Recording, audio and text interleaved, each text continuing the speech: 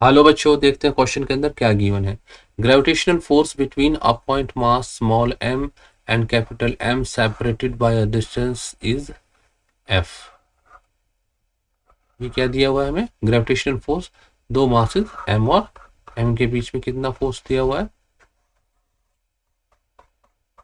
ठीक है, ये मैं स्मॉल m ले लेता हूँ और ये कैपिटल M ले लेता हूँ, और इनके बीच में फोर्स कितना गिवन है हमें? G m ये हमारा तो बेसिक फॉर्मूला होता है। ठीक है, F गिवन है। बिटवीन m एंड m कितना फोर्स है गिवन?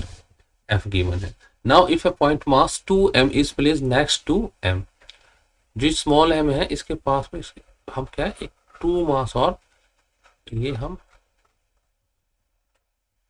2m मास का और रख देते हैं। अब हमें क्या बताना है? The force on m due to m। Force on m, force on capital M due to m, वो कितना होगा? वो तो वही रहेगा, सेम रहेगा, क्योंकि बीच में कुछ लगाने से थोड़ी कुछ हो रहा है।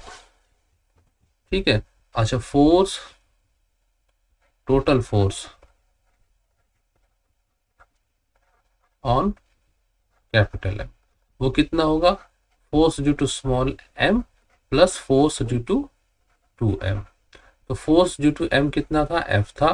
2m मास डबल कर दिया है हमारा, तो अगर हम मास यहाँ पर डबल कर देते हैं, ठीक है, बाकी चीज सेम रखते हैं, तो हमारा कितना आ गया?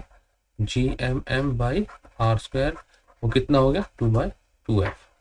ये नेट फोर्स हो जाएगा हमारा, ये कितना हो गया? 3f। ठीक है, पहले केस में f फोर्स निकल के आया और दूसरे में 3f फोर्स निकल के आया।